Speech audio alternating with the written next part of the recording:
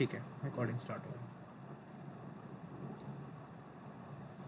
तो आज जो है हम लोगों ने टर्निंग इफेक्ट ऑफ फोर्सेस के पास्ट पेपर्स करने हैं। टर्निंग इफेक्ट ऑफ फोर्सेस छोटा चैप्टर है, उसके बाद जो प्रेशर है वो भी एक छोटा चैप्टर है। टर्निंग इफेक्ट ऑफ फोर्सेस का क्वेश्चन नंबर 1 मैं आपको बेसिकली डिटेल से करवा रहा हूँ। क्वेश्चन नंबर 2 हमारे नोट्स में ये पूरा क्वेश्चन नंबर 2 हुआ हुआ है, हमने लैब के अंदर क्वेश्चन नंबर 2 परफॉर्म भी किया था। तो इसकी परफॉर्मेंस के बाद हम लोग चूँकि कर चुके हैं इसकी परफॉर्मेंस क्वेश्चन नंबर 2 की, तो वो मैं सिर्फ आपको नोट से रेफरेंस बता दूंगा कि कहाँ पे आपने देखना है, तो वो आप अच्छे से गो थ्रू कर सकते हैं। फिर हम मूव कर जाएंगे प्रेशर के ऊपर। Let's go ahead with the question number 1 of the turning effect of forces. A student tries to balance a meter rule. He places a 50 centimeter mark on the rule on a glass prism as shown in figure 1.1. अब ये ruler है, पूरा 100 centimetre का ruler है। इसमें जो 50 centimetre के mark के ऊपर इन्होंने ग्लास प्रिज्म के ऊपर रूलर प्लेस कर दिया। उसूली तौर पे होना ये चाहिए कि रूलर पूरा बैलेंस हो जाना चाहिए, क्योंकि 50 सेंटीमीटर के मार्क के ऊपर प्लेस किया गया है इस तरीके से। ठीक है,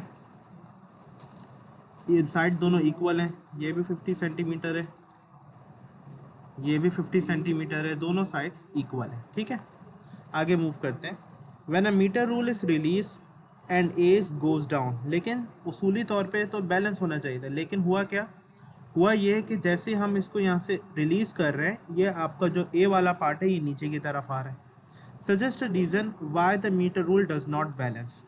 देखो, मीटर रूल को हम जो बोल रहे हैं कि ये बैलेंस होना चाहिए था, स्ट्रेट रहना चाहिए था, क्योंकि हमने बिल्कुल सेंटर से रखा था, वो इस वजह से क्योंकि मीटर रूल की दोनों साइड्स जो है ना वो इक्वल थी, और इनका जो है वो इक्वली आपका मीटर रूल बना हुआ है। लेकिन अगर लेट्स से फॉर एग्जांपल कुछ ऐसा हुआ कि आपका मीटर रूल जो है इसकी एक साइड भारी हो गई और दूसरी साइड हल्की हो गई, इम्बैलेंस रहा, तो 50 सेंटीमीटर के मार्क के ऊपर फिर ये अब मीटर बैलेंस नहीं होगा, बल्कि किसी ना किसी साइड जो है वो टिल्ट कर जाएगा। और बैलेंस करने के लिए काफ़ी इंपॉर्टेंट शर्त ये होती है कि कोई भी चीज़ जब आपको बैलेंस करनी हो, तो आप जो पिवट प्लेस करते हो उसके सेंटर ऑफ के ऊपर प्लेस करते हो। लेट्स से अगर ये हमारा मीटर रूल है, माजरत, हाँ,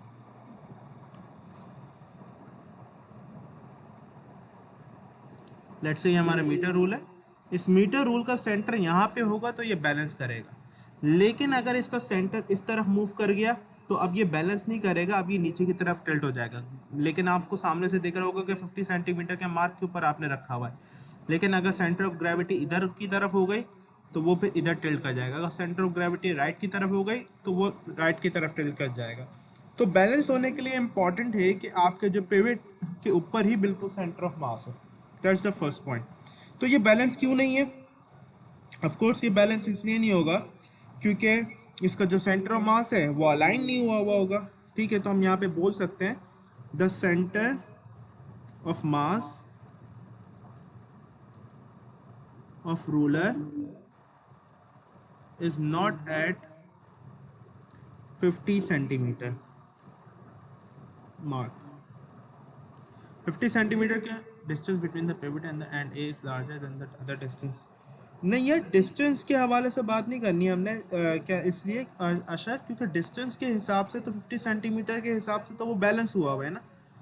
मतलब डिस्टेंस अगर देखो तो यहाँ से लेके यहाँ तक भी 50 सेंटीमीटर है और यहाँ से लेके यहाँ तक भी 50 सेंटीमीटर, इससे डिस्टेंस के रेफरेंस से बात करना गलत हो जाएगी। हाँ, तुम मास के रेफरेंस से बात कर सकते हो। जैसे मिसाल के तौर पे कभी कभार ऐसा होता है कोई रूलर यहाँ से हल्का सा टूटा हुआ है, अब इसका मास हल्का हो गया, और ये चूंकि पूरा रूलर था तो ये पूरा सही सलामत रूलर है, लेकिन इसका थोड़ा सा वुड का पार्ट नीचे से टूट गया, तो ऑफकोर्स इसका मास हल्का हो जाएगा।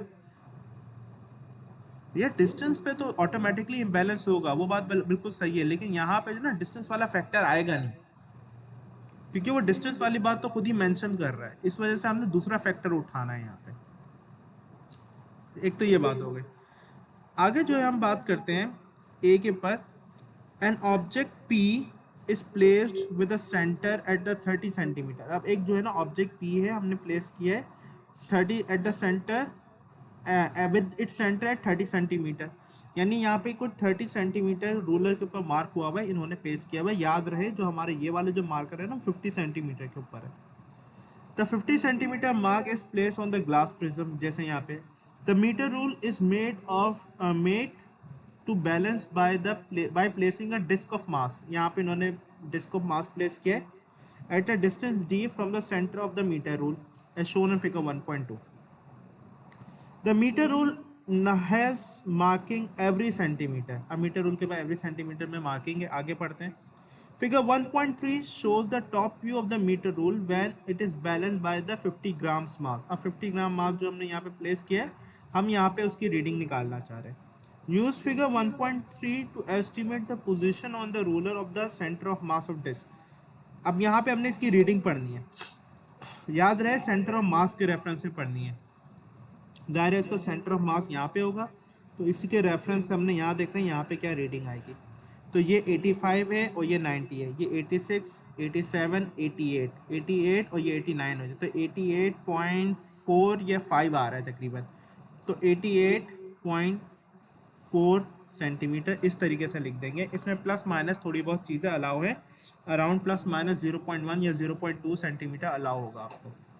आगे बोले determine the value of d for the 50 grams मास। अब d की वैल्यू जो है, अगर आप डायग्राम में देखो, d is basically the distance from here to here, ठीक है। यानी टोटल डिस्टेंस जो है ना हमारा यहाँ से लेके यहाँ तक जो हमने यहाँ पे निकाला है वो है 88.4। मेरी बात को बड़े गौर से सुनिएगा, ये 0 सेंटीमीटर है और जो ये रखा हुआ है वो 88.4 सेंटीमीटर पे रखा हुआ है। हमने निकालना है ये वाला डिस्टेंस। इस डिस्टेंस को निकालने के लिए हम क्या कर सकते हैं, ये जो टोटल डिस्टेंस है हमारे पास 88.4, इसमें से जब हम 50 सेंटीमीटर को माइनस करेंगे तो हमारे पास यहाँ का डिस्टेंस बच जाएगा और ये वाला डिस्टेंस हम फिर अपने आंसर में लिख सकते हैं। तो इनडायरेक्टली हमने करना क्या है, हमने जो 88.4 सेंटीमीटर है, 88.4 सेंटीमीटर, इसमें से 50 सेंटीमीटर को हमने सब्ट्रैक्ट कर देना है, तो हमारे पास डिस्टेंस डी आ जाएगा। तो we will just simply doing with 88.4 minus 50 centimeter, that will be equivalent to 38.4 centimetre. इस तरीके से आपने ये मार्क कर देना। ऑफ कोर्स यहाँ पे आप लिख देंगे फिर 38.4 सेंटीमीटर। अब हमारे पास ये दोनों चीज़ें हो गई हैं। नाउ हमें एक ग्राफ बनाना है और ग्राफ बनाने में हमें ये करना है कि वाई एक्सिस के ऊपर जो है हमारा एक डी है और एक्स एक्सिस के ऊपर हमारा एम है, ठीक है। वाई एक्सिस के ऊपर डी होने का मतलब है D on Y axis, M on X axis. मैं जल्दी से यहाँ पे भी लिख देता हूँ, D in centimetre, M in grams of course. तो अब हमने क्या करना है, ऑफ कोर्स हमने जल्दी से वही डिवीजन करनी है। पहले तो 1 2 3 4 5, 1 2 3 4 5, 1 2 3 4 5, 1 2 3 4 5, 1 2 3 4 5, 1 2 3 4 5, 1 2 3 4 5, 1 2 3 4 5, 1 2 3 4 5, 1 2 3 4 5, ठीक है। ये हमने डिवीजन यहाँ पे कर दिया। हम यहाँ पे जल्दी से करते हैं 1 2 3 4 5, 1 2 3 4 5, 1 2 3 4 5, 1 2 3 4 5, 1 2 3 4 5, 1 2 3 4 5, 1 2 3 4 5, 1 2 3 4 5, 1 2 3 4 5, 1 2 3 4 5। तो ये हो गया। अब हमने मास को लेबल करना है। मास के स्केल को देखें तो मास हमारा 50 ग्राम से 400 ग्राम तक जा रहा है। तो हम ज़रा करके देखते हैं। अगर मिसाल के तौर पे इसको 50 करते हैं, इसको 100 करते हैं, इसे 150 करते हैं, इसे 200 करते हैं, इसे 250 करते हैं, इसे 300 करते हैं, इसे 350 करते हैं, इसे 400 करते हैं, तो हमारा मास जो है ना वो सही सही बैठ रहा है। हमारा मास का मसला नहीं, हम 50 ग्राम्स के हिसाब से इसको डिवाइड कर सकते हैं। तो 50 ग्राम्स के हिसाब से हम जल्दी से डिवाइड करते हैं। 50, 100, 150, 200, 250, 300, 350, 400, 450। इस तरीके से जो है आपने अपने मास को डिवाइड कर दिया। मास को डिवाइड करने के बाद अब आपका टाइम आता है डिस्टेंस को डिवाइड करना है। डिस्टेंस आपका 0 to 40 सेंटीमीटर तक जा रहा है, ठीक है। अगर हम मिसाल के तौर पे यहाँ पे 5, 10, 15, 20, 25, 30, 35, 40 सेंटीमीटर, 45, 50 ऑल ओके है यहाँ पे, ठीक है हमारा। यानी यहाँ पे डिस्टेंस भी हमारा सही से डिवाइड हो जाएगा। तो हम 5 के हिसाब से डिवाइड करें, 10, 15, 20, 25, 30, 35, 40, 45, 50। ये हमारा जो है डिस्टेंस भी आ गया। अब हम जल्दी से प्लॉटिंग करते हैं। 400 ग्राम्स पे 4.8, 400 ग्राम्स हमारा, जल्दी से मैं स्केल निकाल लेता हूँ अपना।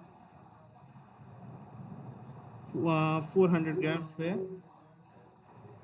ये रहा 400 ग्राम और हमारा जो है वो है 4.8। तो 4.8 आ जाएगा मेरा यहाँ पे, 5 ये रहा और 4.8 ये रहा यहाँ पे आ जाएगा। 400 ग्राम 4.8, एक पॉइंट मेरा मार्क कर लिया। दूसरा मेरा है 200 पे 9.9, 200 9.9, ये 10 है और 9.9 ऑफ कोर्स यहाँ पे आएगा, तो ये मेरा 200 पे 9.9 आ गया। आगे है मेरा 150 पे 13, 150 ये रहा, और 13 15 13 मेरा यहाँ आ जाएगा, तो मैं इसको 13 इस तरह से लेबल कर दूंगा। उसके बाद मेरा है 100 पे 19.8, 100 ये रहा, 19.8 यहाँ पे आ जाएगा, ये 19.8 मैंने मार्क कर दिया। उसके बाद जो है मेरा है 75 पे 26.2, अब 50 और 100 के दरमियान 75 आएगा, और वहाँ पे मेरा है 26.2, 25 26 26.2, ये यहाँ पे आएगा कुछ इस तरह को आ जाएगा। उसके बाद है 50 पे 38.4, 50 35 36 37 38 38.4 यहाँ पे आ जाएगा, यानी ये रहा ग्राफ, ये आपका ग्राफ आ गया। ठीक है, अब ये हमने सारे प्लॉट कर दिए। अब यहाँ पे मज़े की चीज़ है कि कर्व दिख रहा है, और यहाँ पे इसमें भी लिखा हुआ है smooth curve of a best fit. अब हमने कर्व को प्लॉट करना है, तो कर्व को प्लॉट करने के लिए मैं यहाँ पे कर्व प्लॉट कर लेता हूँ जल्दी से।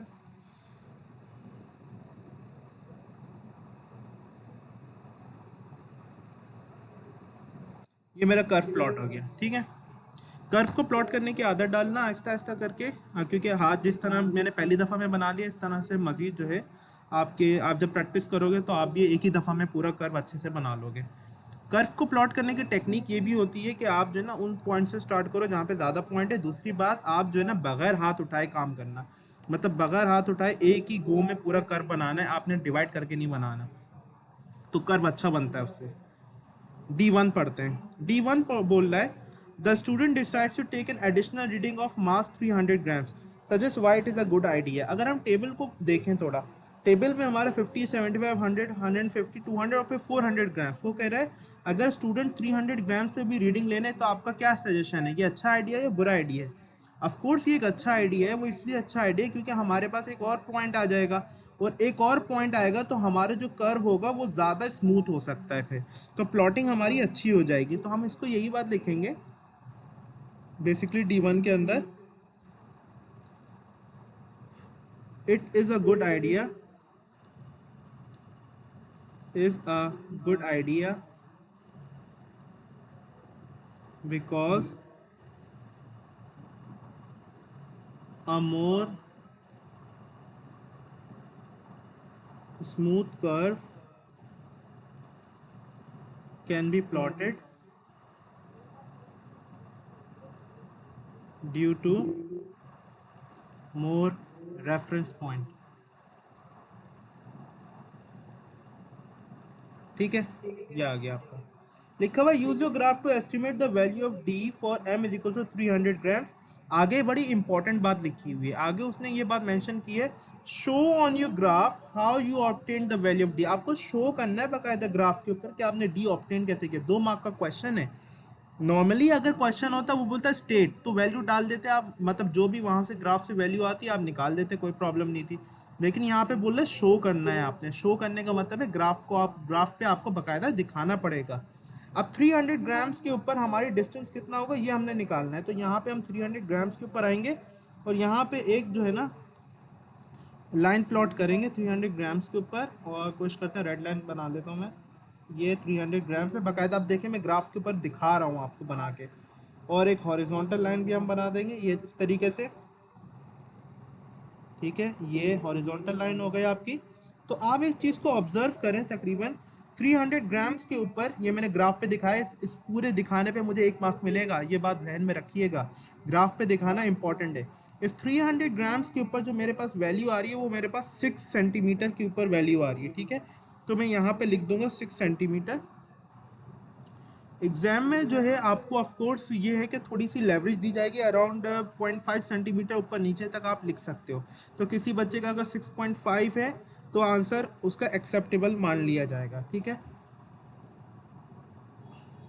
Suggest a reason why the value of m less than 40 grams are not use.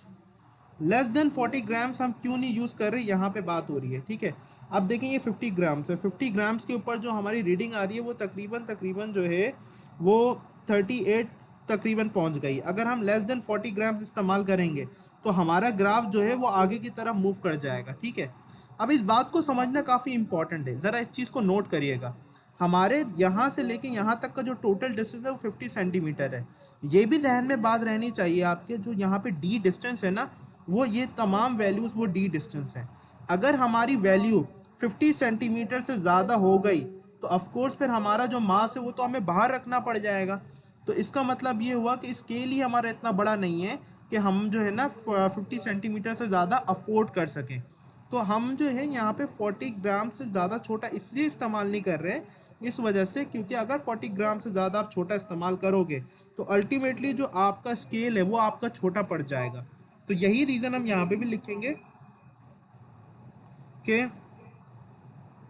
Basically our metre rule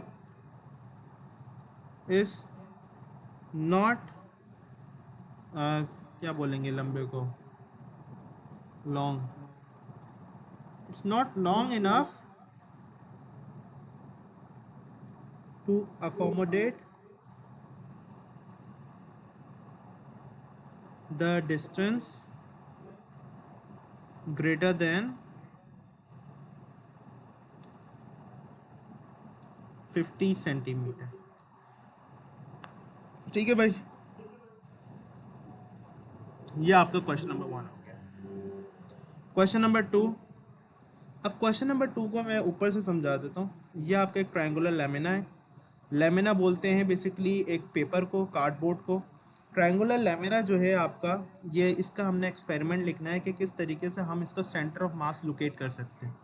triangular lamina के अंदर आप एक चीज़ देख रहे हो कि एक ट्रायंगल के अंदर आपके 3 डॉट बने हुए हैं। डॉट नहीं है बेसिकली, ये इनको बीच से काटा गया है। एक्चुअली यहाँ पे आपने जो है ना पूरा एक्सपेरिमेंट लिखना है, और ये एक्सपेरिमेंट आपको मिलेगा कहाँ पे, जो फोर्सेस का चैप्टर हमने आपको पढ़ाया था वो फोर्सेस के चैप्टर के अंदर ये नोट्स हैं। उन नोट्स के अंदर यहाँ पे ये पूरा एक्सपेरिमेंट आपके पास लिखा हुआ है। एक्सपेरिमेंट का ऑब्जेक्टिव मैं यहीं से समझा देता हूँ, वो आप नोट्स के अंदर कॉपी कर लीजिएगा। जिन लोग, चूँकि ज़ाहिर O3B ने ये नहीं ओवरव्यू करा हुआ था तो मैं उनको जल्दी से ओवरव्यू भी करा देता हूँ, O3A के लिए रिविजन हो जाएगी। Experiment to find out the centre of gravity of irregular object, लेकिन एक्सपेरिमेंट में वहाँ पे हम ट्रायंगुलर लेमिना इस्तेमाल कर रहे हैं, जहन में रहनी चाहिए। हमारा ऑब्जेक्टिव ये है to find out the centre of gravity of an triangular lamina, ठीक है। ट्रायंगुलर लेमिना का जो है हमने centre of gravity find out करना है। जो अपैरेटस हम इस्तेमाल करेंगे that is a retort stand, जहाँ पे आप देख सकते हैं एक प्लम लाइन इस्तेमाल करेंगे। Plum line is like a straight line that is hanging with a Bob. एक पेंडुलम बॉब हमने इस्तेमाल किया है। एक स्प्लिट कॉर्क इस्तेमाल करेंगे। खैर बाय द वे इतनी ज़्यादा डिटेल में लिखने की ज़रूरत नहीं है। इरेगुलर शेप लेमिना, या फिर यहाँ पे आप लिखोगे सिंपल ट्रायंगुलर लेमिना। प्रोसीजर आपका ये होगा, ये जो प्रोसीजर यहाँ पे लिखा हुआ ना बेटा, ये डिट्टो कॉपी पेस्ट आपने रट्टा मार के वहाँ पे छाप देना है, सही है। और जो आपने डायग्राम बनानी है वो इसी तरह की डायग्राम बनानी है। ऑफकोर्स यहाँ ये वाली डायग्राम बनाना तो आपके लिए मुश्किल होगी, तो मैं अभी आपको डायग्राम बना के दिखाऊंगा कि किस तरह की डायग्राम आपने बनानी है वहाँ पे। प्रोसीजर में आपने लिखना है make 3 holes near the edge of the lamina. आपके ऑलरेडी 3 होल ट्राइंगल के अंदर हुए हैं। Suspend the lamina freely from a pin, एक हम जो है ना एक होल से हम लोग लेमिना को लटका देंगे तो आपका ट्रायंगुलर लेमिना कुछ इस तरीके से लटक जाएगा। Suspend lamina free from the pin, hang a plum line from in front of the lamina. अब जब आप प्लम लाइन लटकाओगे तो प्लम लाइन इस तरीके से आएगी। आपने क्या करना है, when a plum line is study trace the line of the lamina. जैसे ये प्लम लाइन स्टडी हो जाए आपने एक लाइन ट्रेस कर लेनी है। फिर स्टेप 2 to 4 जो आपके स्टेप हैं हमारे 2 से 4 तक, वो आपने रिपीट करने अदर होल्स के लिए। अब यहाँ से आप निकाल दोगे ट्रायंगल लेमिना को और आप जो है दूसरे होल से फिर उसको सस्पेंड कर दोगे, फिर आप तीसरे होल से उसे सस्पेंड कर दोगे। इस तरीके से आप डिफरेंट होल से उसे सस्पेंड करते रहोगे। The point where all 3 lines will intersect, जहाँ पे तीनों लाइन इंटरसेक्ट करेंगी, यहाँ की लाइन बनाई ऐसी बनी, यहाँ की लाइन बनाई ऐसी बनी, यहाँ की लाइन बनाई ऐसी बनी, ये जहाँ पे तीनों लाइन आपके इंटरसेक्ट करेंगी वो आपका सेंटर ऑफ मास होगा, वो आपका सेंटर ऑफ ग्रेविटी या सेंटर ऑफ मास होगा, ठीक है। ये पूरा प्रोसीजर है जो ट्रायंगुलर लेमिना के लिए आपने लिखना है। अब मैंने आपको ये बात फरमाई थी कि ये जो है आपने डायग्राम बनानी है यहाँ पे। अब अपैरेटस कैसे बनाओगे ये मैं थोड़ा सा दिखा देता हूँ। रिटॉर्ट स्टैंड को बनाने के लिए आप इस तरह से बना सकते हो रिटॉर्ट स्टैंड। ये एक रिटॉर्ट स्टैंड हो गया, ठीक है।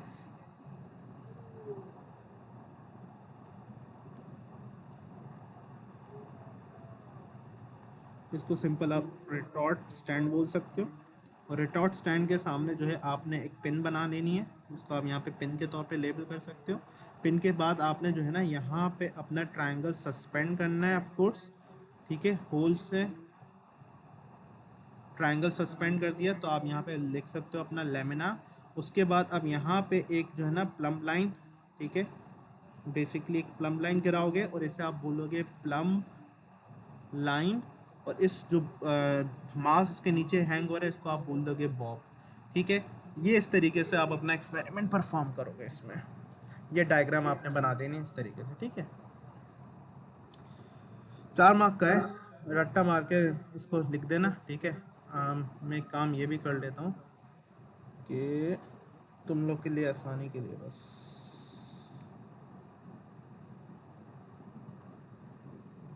स्क्रीनशॉट लगा देता हूँ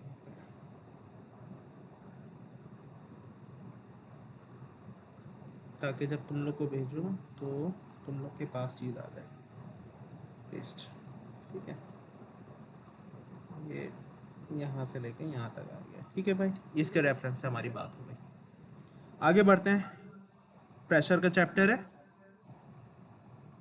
अच्छा, प्रेशर के चैप्टर के अंदर मैं आपको बताऊं, मैनोमीटर जो है वैसे निकल चुका है आपके प्रेशर के अंदर से, ठीक है, तो उसकी टेंशन हमने नहीं लेनी है। लेकिन ये वाला क्वेश्चन हम इसलिए कर रहे हैं क्योंकि ये बहुत इजी है, इसके अंदर मैनोमीटर का कॉन्सेप्ट इतना ज़्यादा इस्तेमाल नहीं हुआ हुआ। तो जब मैनोमीटर का कॉन्सेप्ट नहीं है तो हम अपना ये क्वेश्चन क्विकली जल्दी से कर सकते हैं। क्वेश्चन नंबर 1, प्रेशर का 2 क्वेश्चन है, एक बड़ा क्वेश्चन है और एक छोटा सा क्वेश्चन है।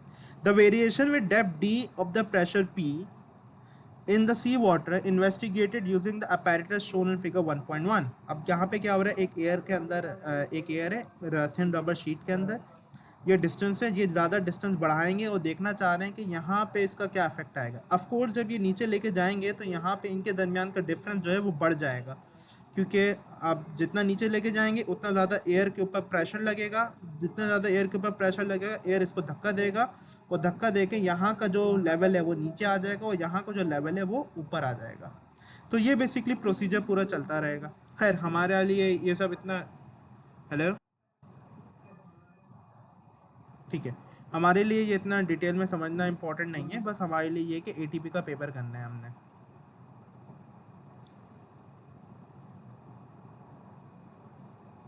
अच्छा, मुझे जो है ना कोई बंदा माइक खोल के बताए, बताने की ज़रूरत ही नहीं है।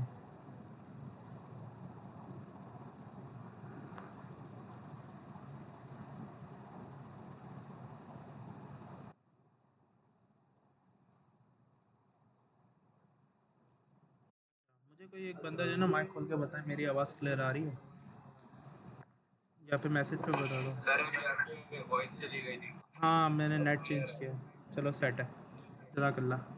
अब जो है ना हम वापस से शुरू करते हैं, ठीक है। तो कहने का मकसद ये है कि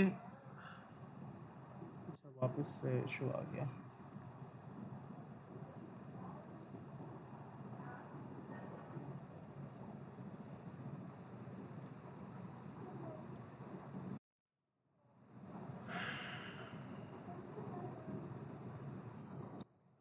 सही है,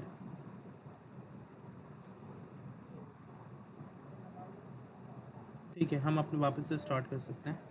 तो हमें ये अर्ज कर रहा था, क्वेश्चन कह रहा है आपका, the pressure of the air in the थ्रिस्टर funnel is measured with the water manometer. तो ये थ्रिस्टल फनल के नाम से इन्होंने इसको रखा हुआ है, ठीक है। On figure 1.1 use rule b, इस वाले को इस्तेमाल करना है, रूलर बी को, to measure the pressure shown on the manometer. अच्छा भाई, अब मैनोमीटर के ऊपर प्रेशर मेजर करना है, तो यहाँ पे जो है हमारा आ रहा है 25 तो नहीं होगा, यहाँ पे 15 आ रहा है, और यहाँ पे आ रहा है कुछ 35 36। तो डिफरेंस ऑफ हाइट को हमने मेजर करना है, तो मेजर द प्रेशर शोन। अब प्रेशर जो है, अच्छा मजे की चीज़ है सेंटीमीटर ऑफ वाटर ना, तो इसका मतलब है सिर्फ डिफरेंस ऑफ हाइट को हम लोग मेजर करते हैं इसमें, याद रखिएगा।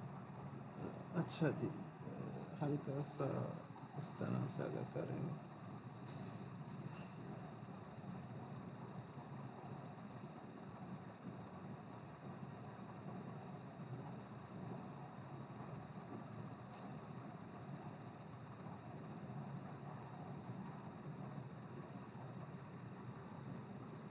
थोड़ा सा और करना पड़ेगा, ये हो नहीं पा रहा है यार, थोड़ी मुश्किल हो रही है थोड़ी। खैर आप थोड़ा सा देख लीजिएगा इसे प्लीज़, क्योंकि मेरे लिए मुश्किल हो रही है इसके ऊपर, क्योंकि आईपैड के ऊपर थोड़ा बनाना मुश्किल होता है। मैं यहाँ से लाइन बना देता हूँ फ़िलहाल, ठीक है। ये मेरे पास ये वाली लाइन बन रही है। उसूली तौर पे थोड़ा सा हल्का सा और होना चाहिए था, हल्का सा और इस तरीके से कुछ होना चाहिए था, ठीक है। लेकिन ये कि चले, बन गया, अब क्या कर सकते हैं। Suggest why your graph does not go through the origin.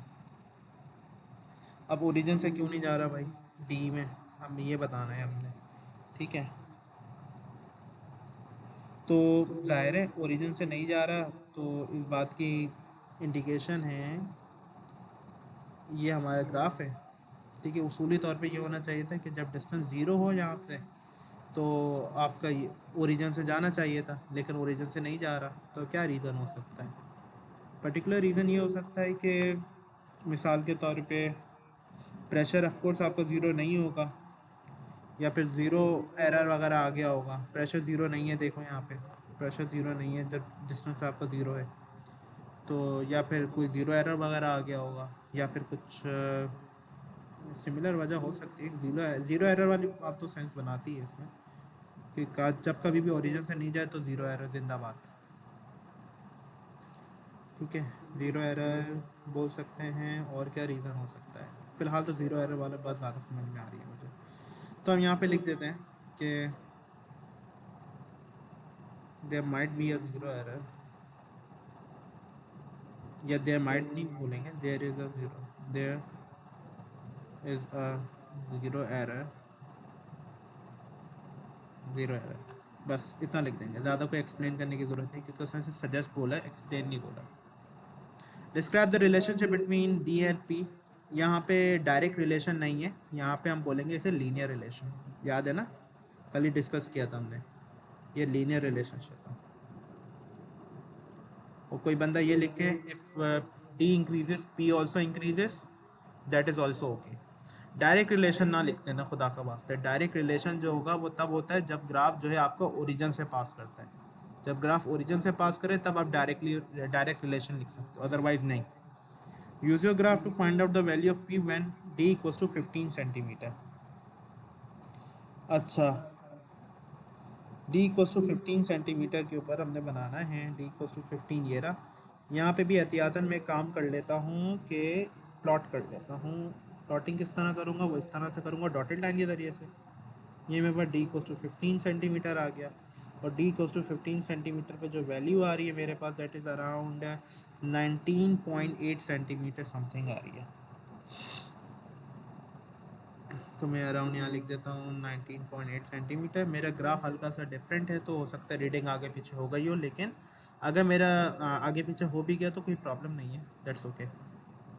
बस ज़्यादा फ़र्क नहीं आना चाहिए। हाँ, यहाँ पे एक चीज़ रह गई, वो है ये वाली डॉटेड लाइन बनाना।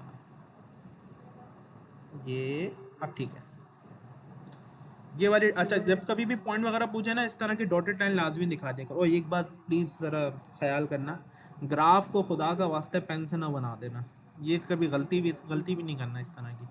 पेंसिल इस्तेमाल करना है, एच बी पेंसिल होती है ना, HB1 HB2 की, इस तरह की पेंसिल इस्तेमाल करना है। Question number 2। A student investigate the pressure using the pencil and two blocks of modeling clay। ये हमारे पास दो मॉडलिंग क्लेज हैं और इस तरह की पेंसिल्स हैं। The pencil is pushed gently into the clay. The pencil leaves a dent. The flat end of the pencil is used first. The pointed end is used in figure 4.1। अब ज़रा diagram देखते हैं। Modelling clay है, इसमें यह है कि पहले पेंसिल को इस तरह,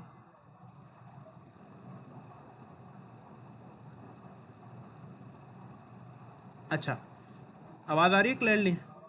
मुझे मैसेज पे बता दो बस।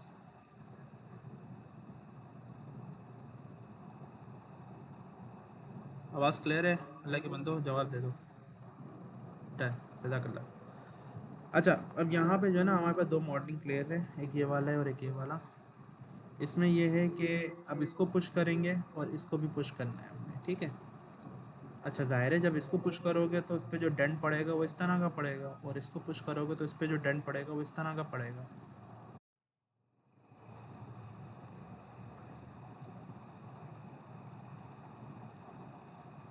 अब ये बोल रहा है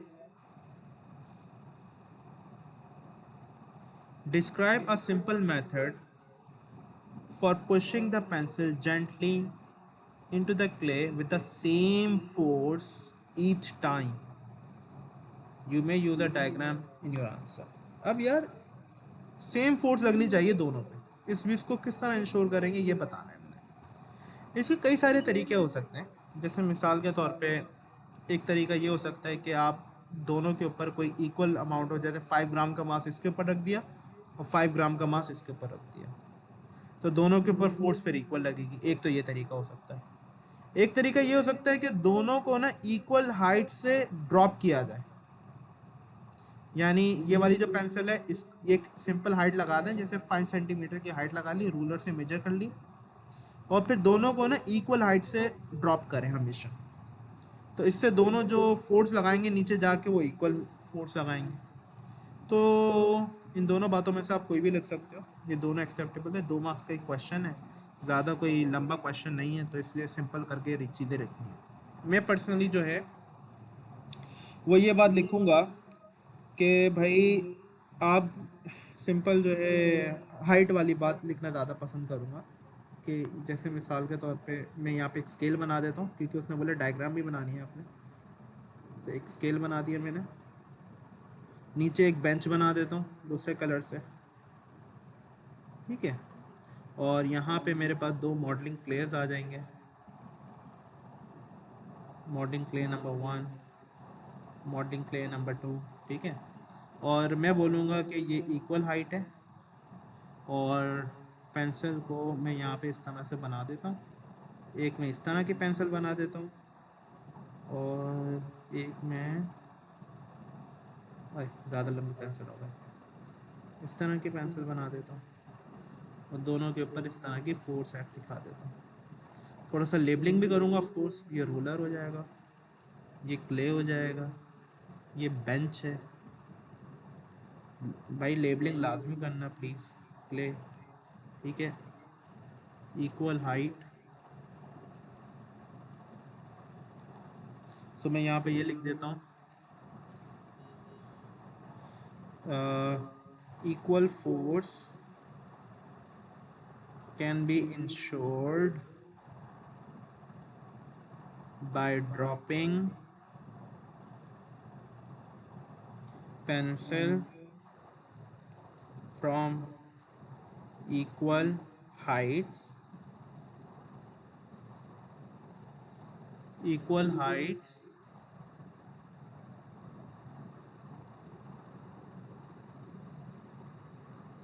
can be maintained using ruler, ठीक है। अच्छा, 2 मार्क्स का है। एक तो मैंने ये भी बता दिया कि फोर्स को आप किस तरह से इक्वल हाइट्स के ज़रिए से सेम फोर्स इंश्योर कर सकते हो, और इक्वल हाइट किस तरह मेजर करोगे वो भी मैंने बता दिया, ठीक है ना। दोनों चीज़ें मेंशन कर दी हैं। आखिरी बात आज की, on figure 4.1 draw the side view of the dent produce. 4.1 मेरे पास ये रही, साइड व्यू के ऊपर जो है मैंने डेंट किस तरह का प्रोड्यूस होगा। In each piece of clay when the pencil is put gently into the clay with the same force each time. अब ज़ाहिर है किस तरह का डेंट प्रोड्यूस होगा हमने ये बनाना है, तो इसके अंदर जो डेंट होगा वो इस तरह का प्रोड्यूस होगा, इसके अंदर का डेंट जो है वो इस तरह का प्रोड्यूस होगा। ये आपने डेंट बना दिया।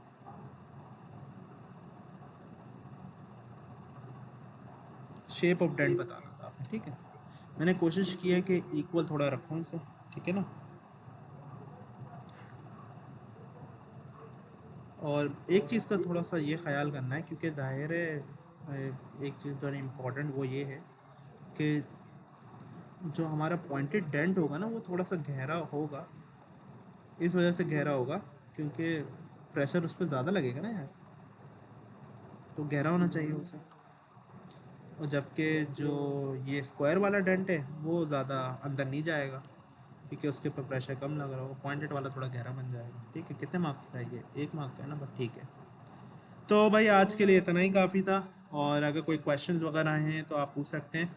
तो आपके प्रेशर तक जो है एटीपी पास पेपर्स ख़त्म हो चुके हैं।